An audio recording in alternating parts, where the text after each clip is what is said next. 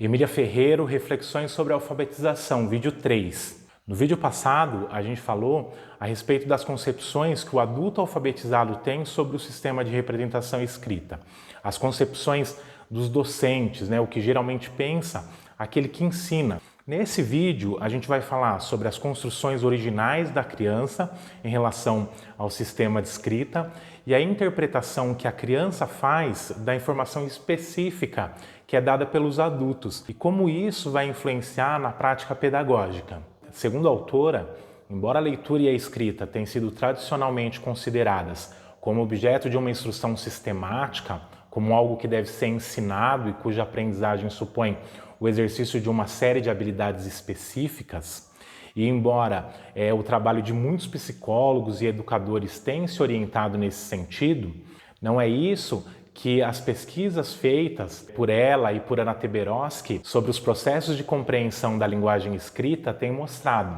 Conforme elas têm verificado, as atividades de interpretação e de produção da escrita começam antes da escolarização, como parte da atividade própria da idade pré-escolar. A escrita não é um produto escolar, e sim um objeto cultural, é o resultado do esforço coletivo da humanidade. Sendo um objeto cultural, a escrita ela cumpre diversas funções sociais e tem meios concretos de existência, especialmente nas concentrações urbanas. Existem inúmeras amostras de inscrições nos mais variados contextos, letreiros, embalagens, TV, roupas, jornais. Os adultos produzem e interpretam a escrita nos mais variados contextos.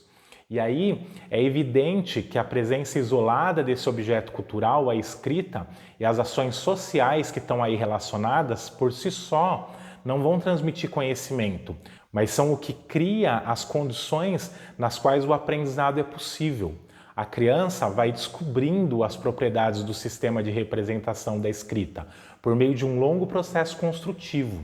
Emília Ferreiro e Anna Teberoski criaram situações experimentais, utilizando o método clínico, também chamado de exploração crítica, próprio dos estudos piagetianos. Elas fizeram esses estudos com populações infantis de diferentes meios sociais e diferentes línguas, para descobrir como a criança consegue interpretar e produzir escritas muito antes de chegar a escrever ou ler no sentido convencional do termo. Elas concluíram que existe um processo de aquisição da linguagem escrita que precede e excede os limites escolares, precede na origem e excede ao diferir de maneira notável do que tem sido tradicionalmente considerado o caminho normal da aprendizagem. Concluíram que é possível estabelecer uma progressão regular nos problemas que as crianças vão enfrentando e nas soluções que elas ensaiam para descobrir a natureza da escrita. Lembrando que o fato de existir uma progressão regular comum às crianças em geral não significa que elas aprendem no mesmo ritmo. Aqui, como em outros campos do desenvolvimento cognitivo, a gente encontra grandes diferenças individuais. E aí a autora cita alguns dados que ela chama de construções originais das crianças para exemplificar determinados aspectos dessa evolução. Entre os resultados mais surpreendentes encontrados nas pesquisas estão aqueles que demonstram que, por volta dos 4 anos, as crianças começam a elaborar ideias próprias a respeito dos sinais escritos. Ideias que não podem ser atribuídas à influência do meio ambiente. As crianças possuem sólidos critérios para admitir que uma marca gráfica pode ou não pode ser lida, antes mesmo de serem capazes de ler os textos apresentados. O primeiro critério organizador das marcas gráficas é a dicotomia entre o que é figurativo e o não figurativo. O que é figura pode ser interpretado, mas não pode ser lido. As letras e os números não são figuras, então podem ser lidos. Uma vez realizada essa primeira distinção entre o que é uma figura e o que não é uma figura, começa um trabalho cognitivo em relação a esse segundo conjunto, o que não é figura. E surge um critério que temos chamado de quantidade mínima de caracteres. Critério esse que perdura por muito tempo e que tem uma influência decisiva em toda a evolução. Para que seja possível a leitura, é preciso uma quantidade mínima de caracteres, em geral por volta de 3. Com menos que isso, não se pode ler. O critério seguinte refere-se à variedade interna desses caracteres. Não basta um certo número de caracteres para que a leitura seja possível.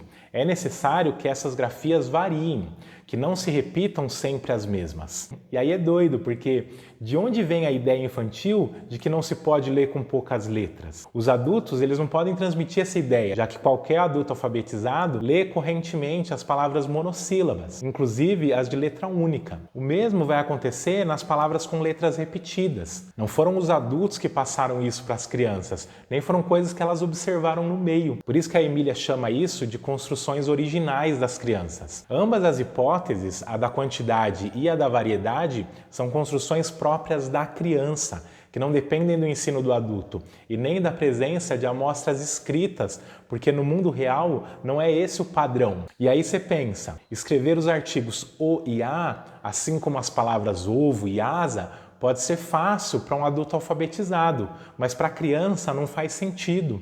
Isso mostra como a prática escolar pode se afastar das ideias infantis a respeito da escrita e muitas vezes atrapalhar a criança ao longo desse processo. E aí, quando o adulto fornece informações específicas sobre um texto, as crianças também processam essas informações de acordo com as suas próprias concepções. Por exemplo, quando a gente apresenta uma oração escrita para a criança e lê em voz alta, marcando a leitura, a gente acredita que está dando a informação acerca daquilo que está escrito. Mas para a criança não é isso que ocorre, porque ela faz uma distinção que a gente não está habituado, que é entre o que está escrito e o que se pode ler. Por volta dos 4 ou 5 anos de idade, a criança ela pensa que se pode escrever apenas os substantivos. Com uma série de substantivos relacionados, a gente pode ter uma oração, sem que necessariamente todas as palavras que compõem essa oração estejam ali representadas no papel. Foi apresentada e lida para uma criança a oração: a menina comprou um caramelo. A criança, ela repetiu corretamente: a menina comprou um caramelo. Quando perguntada sobre onde que estava escrito menina ou caramelo, a criança não teve dificuldade para assinalar uma das palavras escritas, independente dessa resposta estar certa ou não, mas a criança marcou onde que estaria escrito menina, onde que estaria escrito caramelo.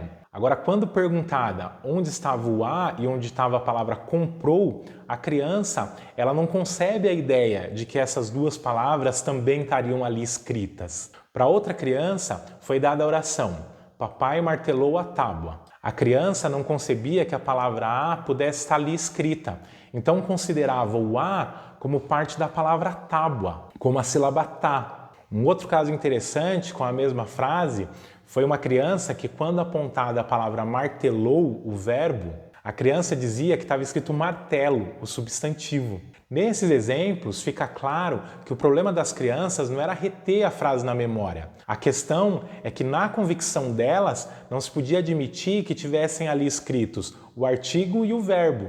Um outro exemplo é a criança a quem se pediu que lesse a frase: um pássaro voa. O menino cismou que, para que tivesse escrito um pássaro voa, era necessário que, além das letras, se desenhasse um pássaro e uma árvore.